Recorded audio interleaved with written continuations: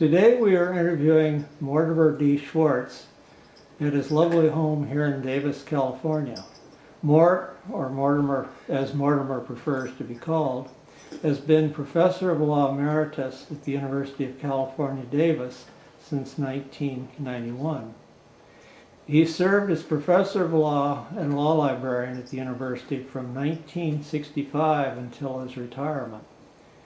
His librarian title was amended to Associate Dean for Library about 10 years prior to his retirement. Also, Mort, I noticed in our discussions a few minutes ago that you mentioned that you were the founding law library director here at the university as well. One of the first hires that the new dean made when I had 50% of the vote at one point. Yeah, well, I guess it got watered down as more colleagues came. Definitely. Hopefully you were influential in maintaining your views. Yes. Yes. Let's talk a little more about your personal history. Can you tell us about where you were raised and about your life both when you were young and today? Yes, I was born in the Bronx in New York City. When I was about 2 years of age, our family moved to New England, and I lived first in New Haven and then next door to it in a town called Milford, which was founded in 1636. So it had a lot of history to it there. And I had a good upbringing there. Connecticut is an interesting state. I lived there for a couple of years in my early days when I was Art Charpentier's assistant, and we lived near there in Hamden. I don't know if Hamden goes back quite as far as Milford, though. No. They all go back a ways, as I recall. Well, we were next door to Yale University, so we had some influence there. What about your educational and professional training? I note that, like many of people who just after World War II generation, the college generation of that era, you do not list an undergraduate degree. Could you tell us about where you went to college, however, and then to law school for your JD and LLM degrees, and then finally to library school? Yes, the practice was before the war and shortly after not to require an AB degree for admission to law school. I had 3 years of undergraduate work, the last place being the University of Pennsylvania, and then I entered law school up in Boston at Boston University, and it was quite an experience. Now, you got the library degree then after law school? Yes, and I had an interesting experience. I graduated from law school and took and passed the bar exam in the state of Maine, where I anticipated practicing law, which I did for a little bit, but it didn't work out the way I thought it would. So I went back to law school to get an LLM degree, and actually that was sort of just biding my time until I could get a better sense of what was going on. At the time, I was influenced by the law librarians at law school. First, Art Charpentier was the law librarian there, and he influenced me a lot just by his demeanor and how he dealt with patrons there. I just loved his approach.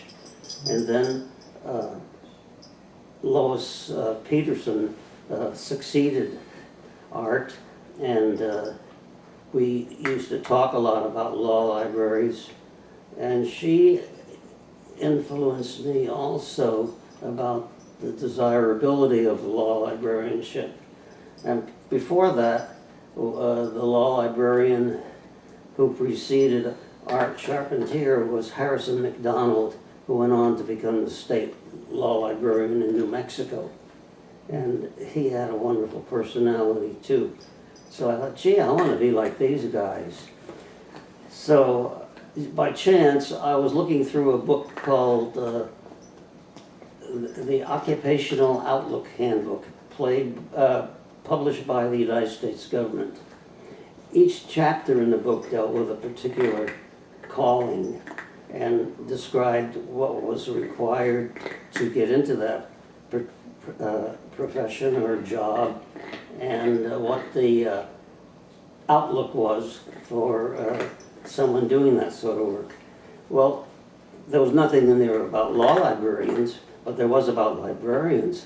And at that time, which was in the late 1940s, it indicated that there was a shortage of librarians.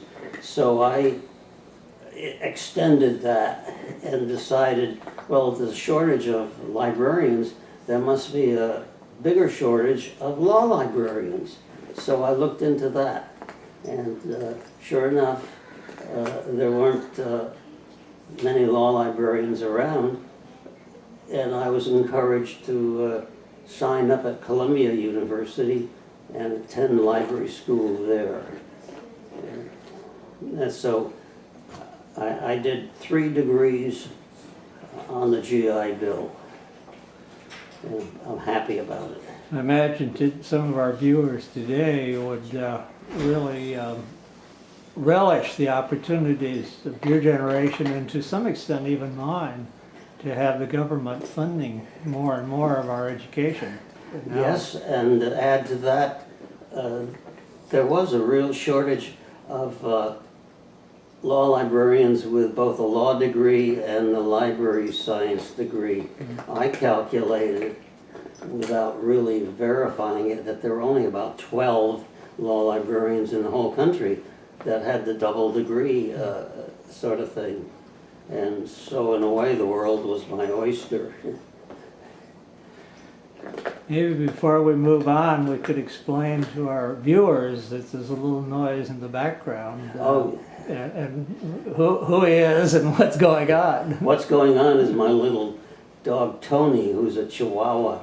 And actually, to keep him from interfering with us, I gave him a meat bone, and he's working on it. And I didn't think he would stay with us.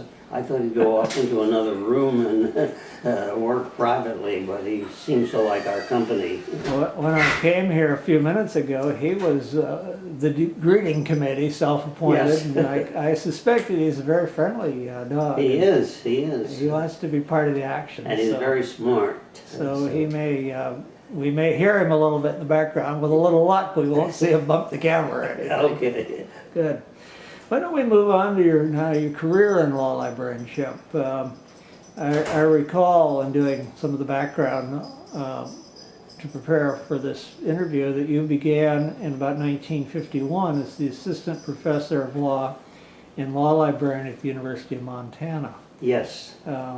I guess we would refer to that position today as associate dean for whatever, technology or library or something, but essentially it's what became the director's titles over the years.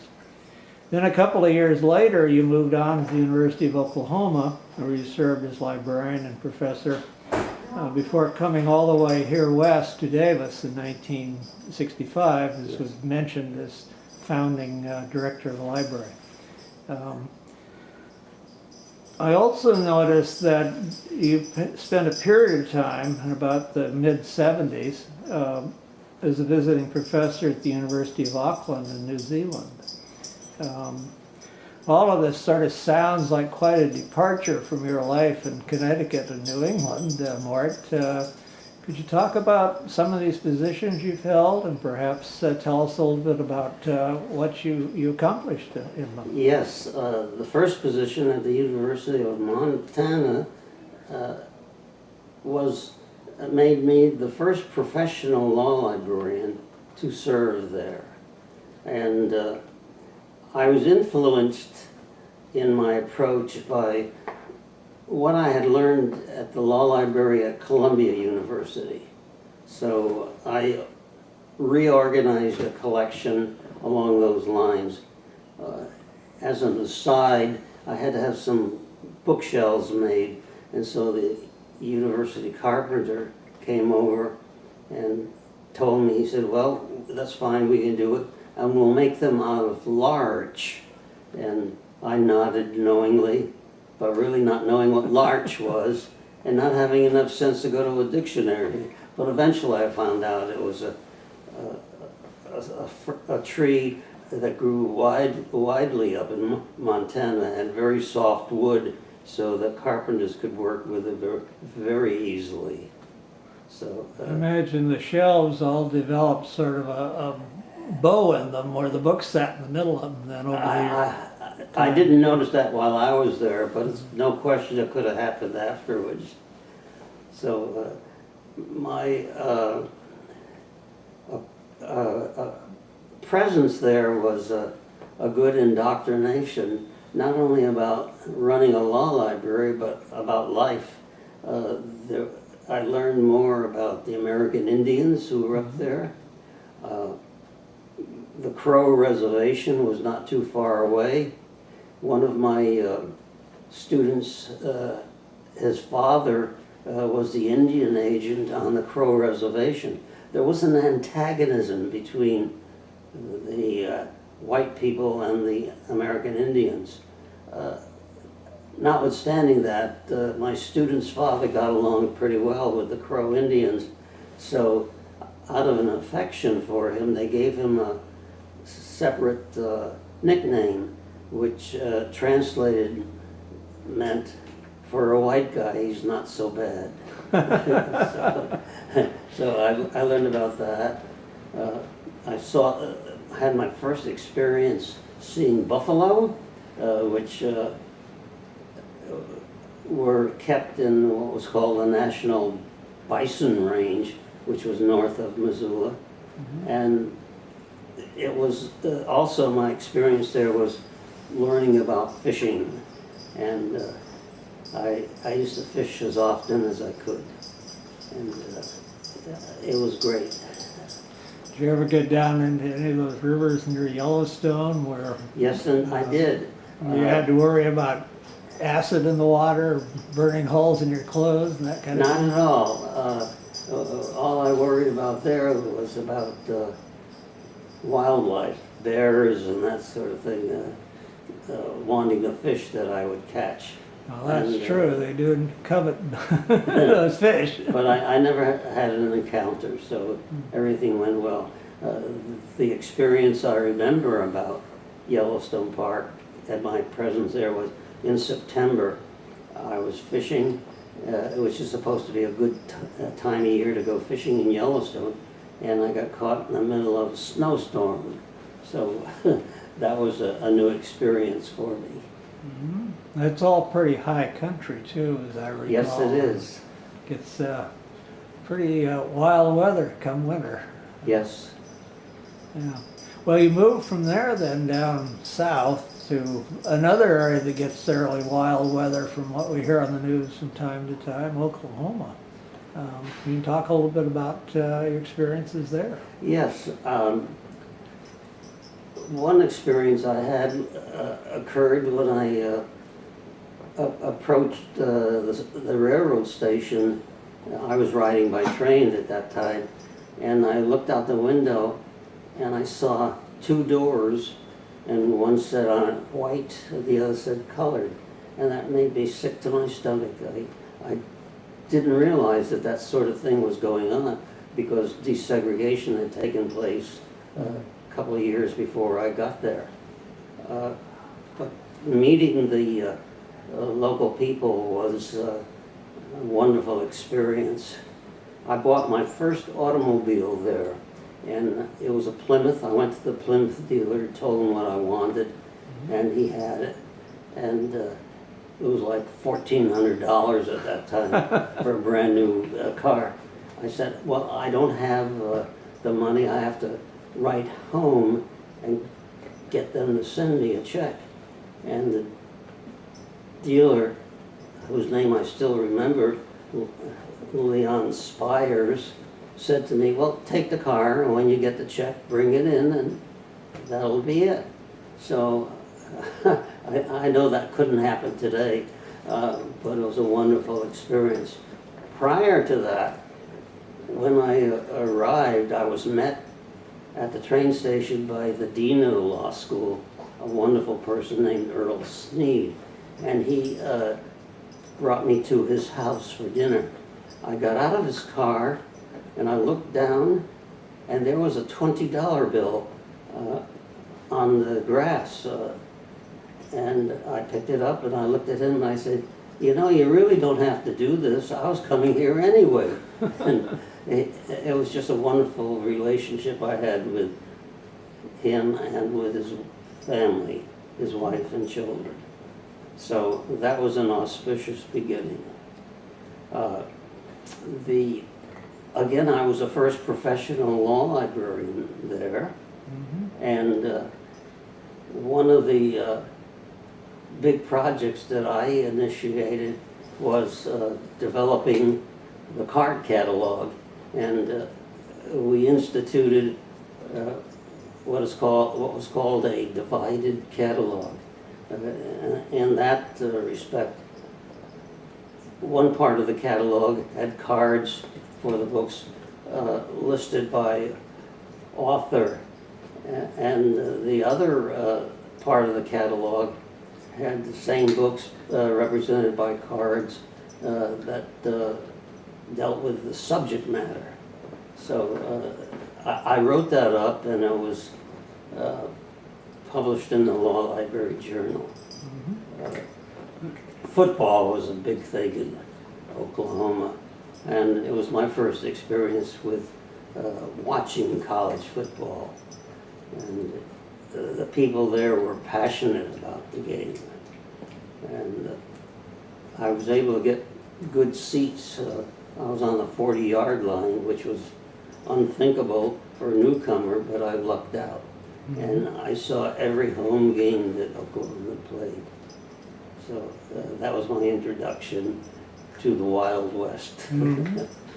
Well, that wasn't far enough west, because eventually you came out here to Davis Yes. as the founding law Yes. library director. Yes. Could you talk a little bit about that experience? Well, it was an experience that I had never contemplated, but my task, my mission was to create a law library from scratch. Mm-hmm. When I came here, there were no library shelves, no books, no desks for the staff, nothing. And so I had to start by getting all those things in order. Then there was developing the collection, which in part was easy because the accreditation standards prescribed specifically what books you had to have in a law library. And then I had the unusual experience that several of the law book dealers took pride in participating with me in creating a law library. Mm-hmm. And so they went out of their way, actually, to find books that I would need and call my attention to that. And of course, I got them right away. Mm-hmm.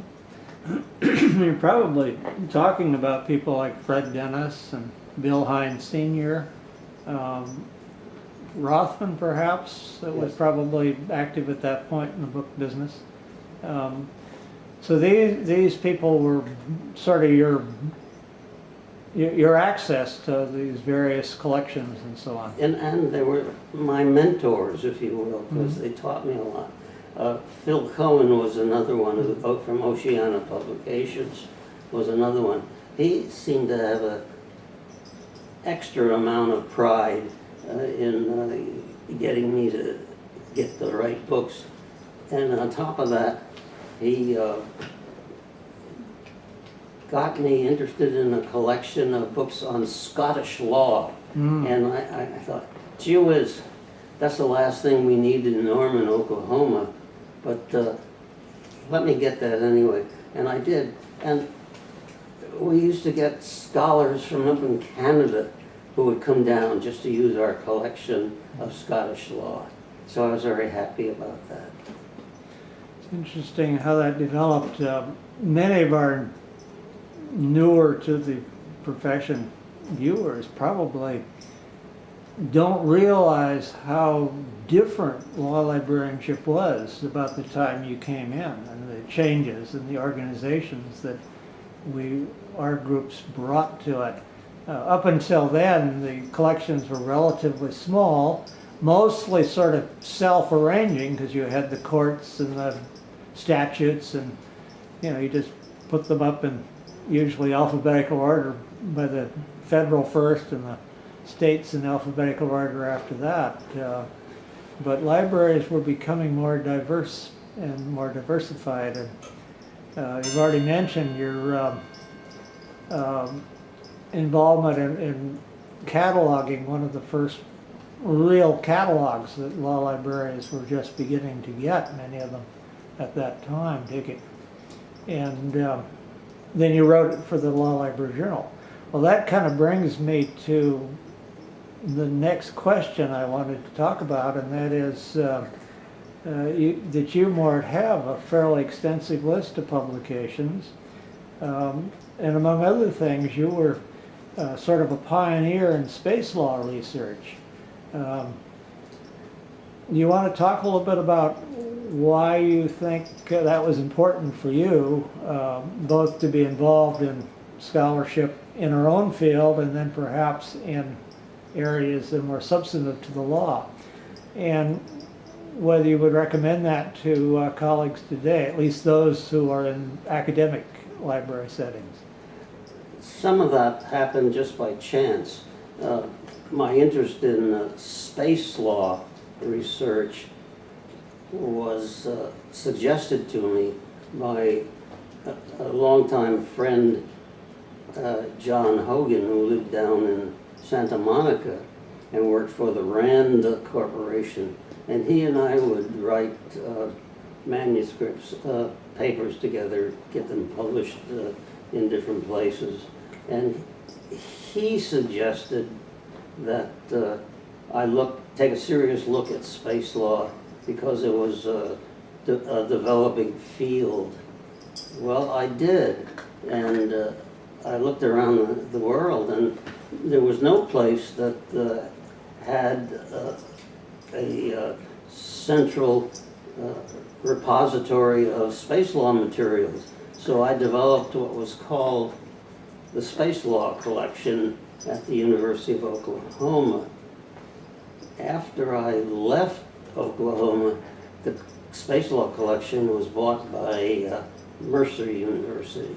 Mm-hmm. And it was a wonderful experience just working with it, because I dealt with a lot of people who were famous names in the field, and then I was placed in the job of great responsibility, namely being editor of the annual proceedings of the International Institute of Space Law.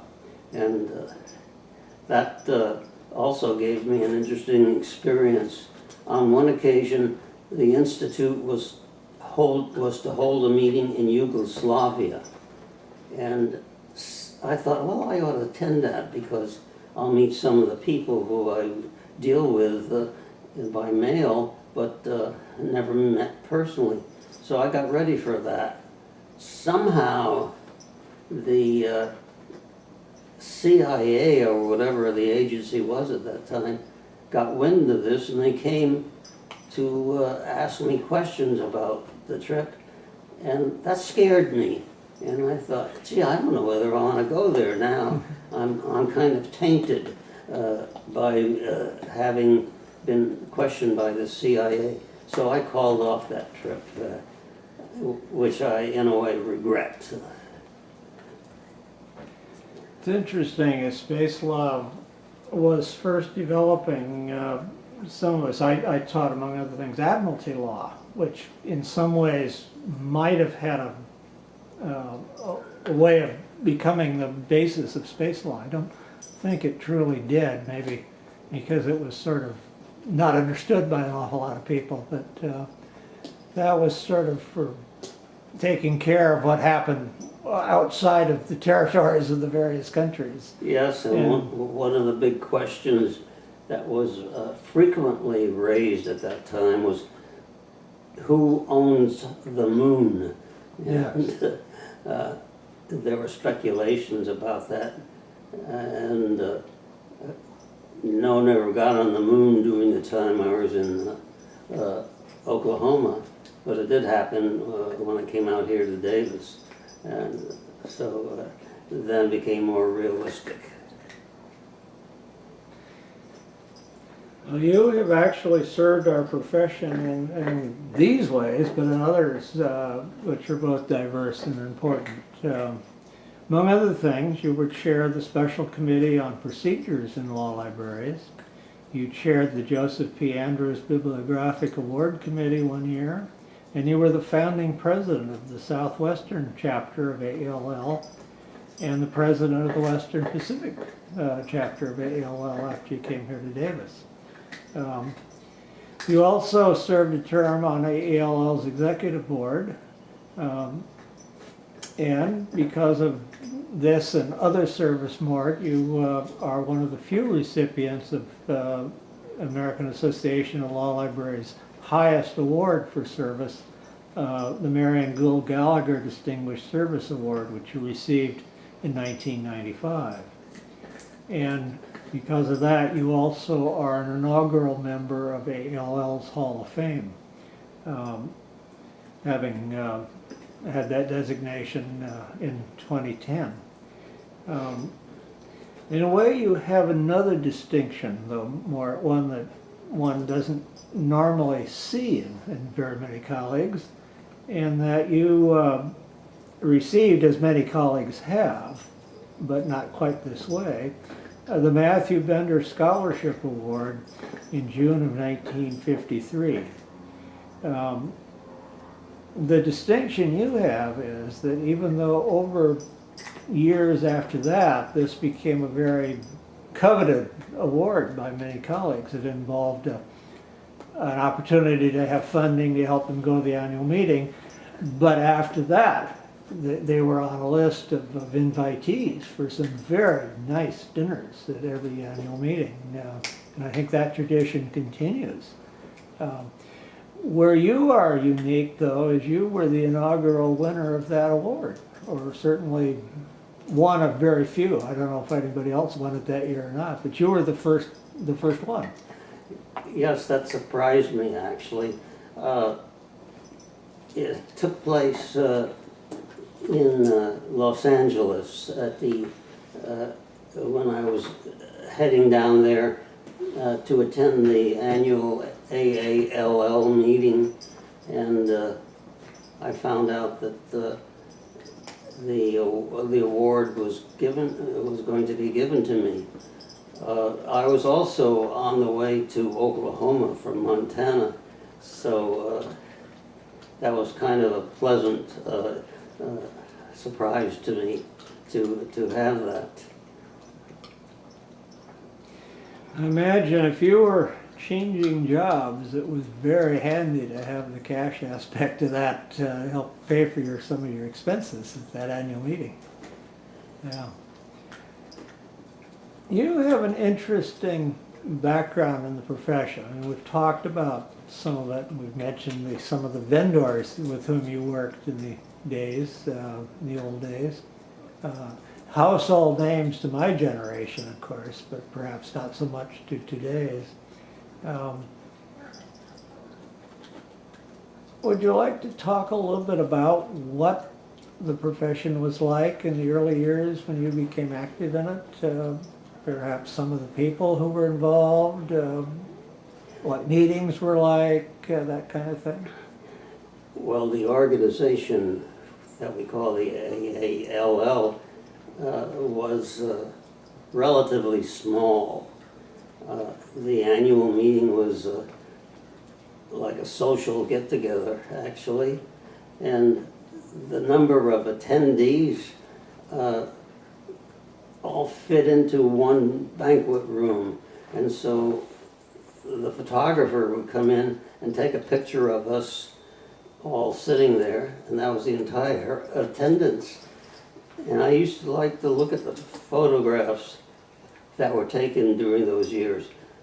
Fred Rothman had them hanging on the walls in the hallway to his shop.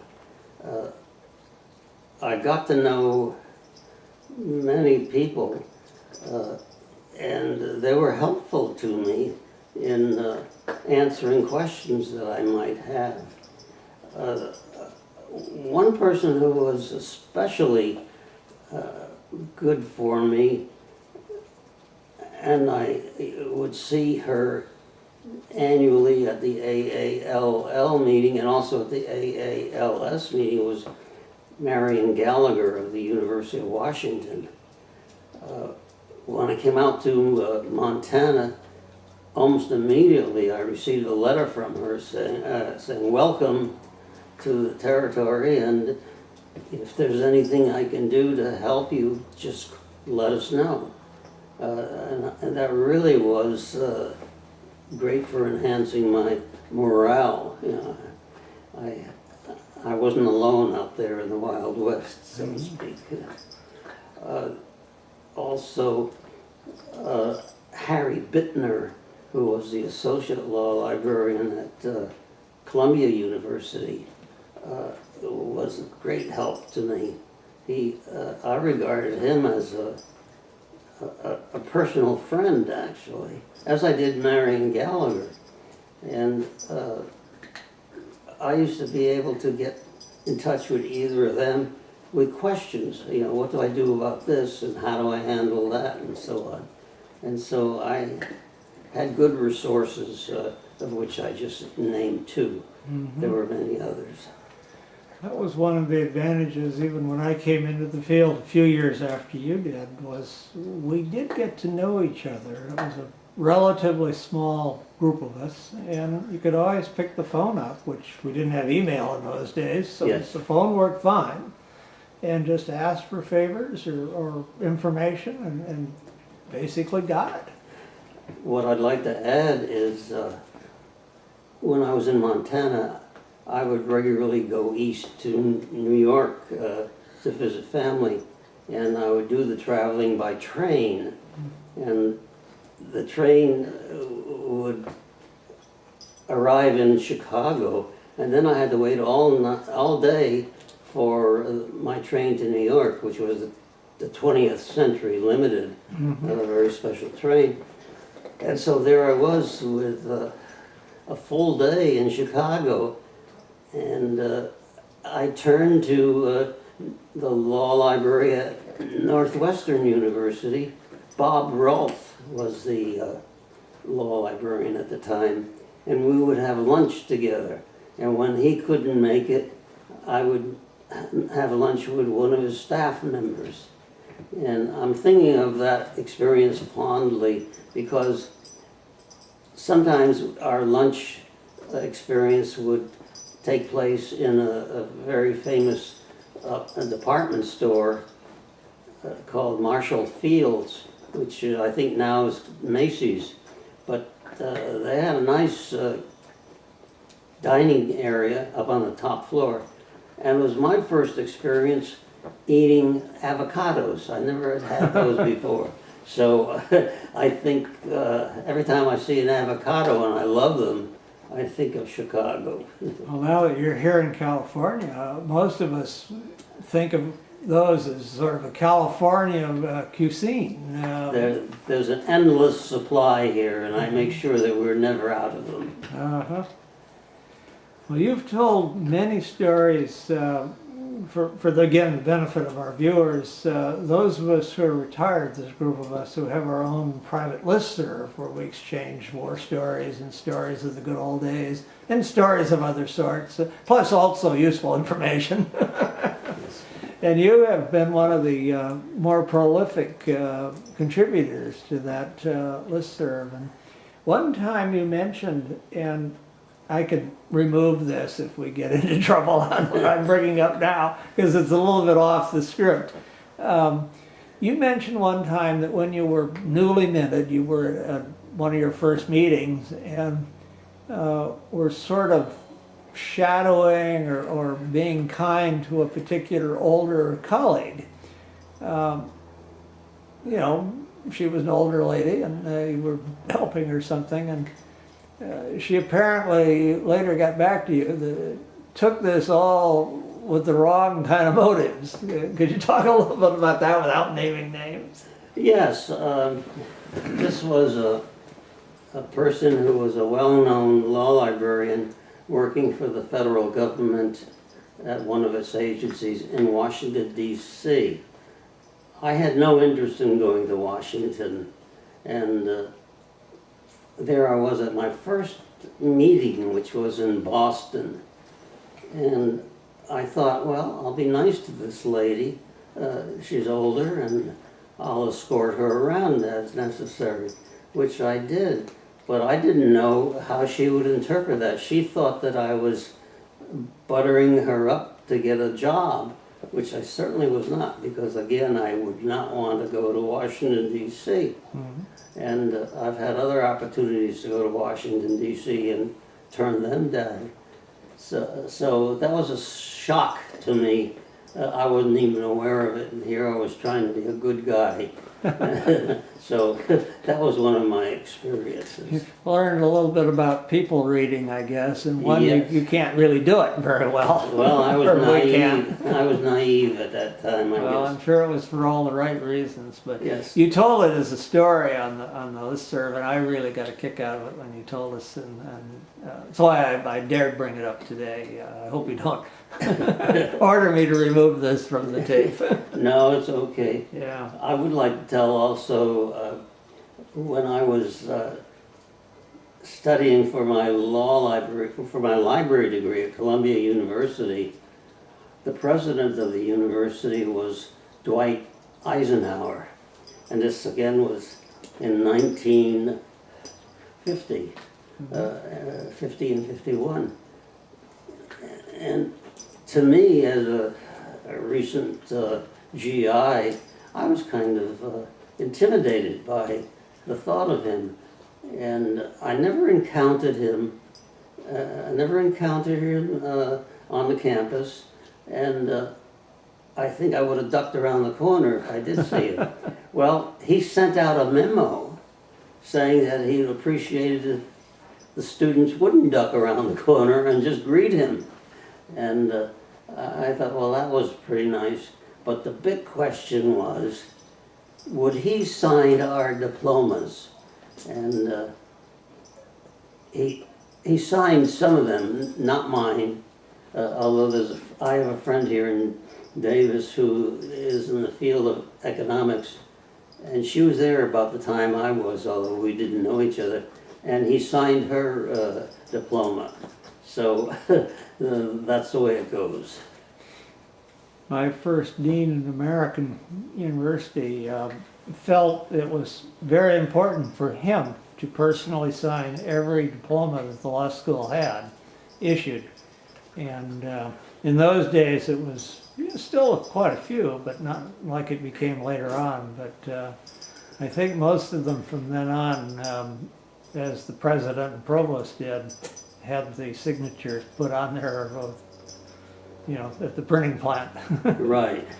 But I remember Gordon Christensen was his name. He felt this was something the students had worked hard for the diploma, and he was going to sign them. And he sat there in his office and signed all, 300 or so, or whatever he had to sign that year. And that was just one of the little rites of passage he thought that was appropriate for him as dean to do. Well, back in what I'll call the old days, law schools were administered or run differently than they are today. Many of the law schools were what I'll call one-man operations, because the school was run by the dean, and that was it. No one else had anything to say. I remember one faculty member at one of the schools out here in the West told me that they didn't know who the new faculty members might be until the first day of class. The dean did the hiring and firing, and he just never told anybody about it. So times have changed quite a lot. The democracy has come into law faculties. I think the accreditation process had a hand in that too. The American Bar Association requirements were that the dean and faculty were involved in the governance. So it wasn't just one side or the other, it was both of them together. Yes. So that became much more the normal mode of operating in law schools, at least in my era. That's surprising. The dean would just hire new colleagues, and I guess he got away with it, so Yes, it worked. in those days it worked. Yeah. Well, I want to thank you, Mort Schwartz, for allowing us to visit with you today here in your home, and for taking these few moments to share so much about yourself and about our profession.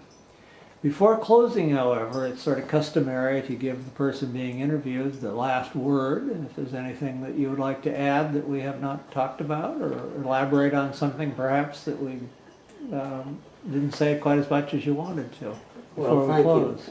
you. If I could start over again, I would definitely choose law librarianship as my thing in life. It's been a great experience for me, and I've met many people who I ordinarily would not meet, and doors have been opened to me that I never would be able to walk through when they were open.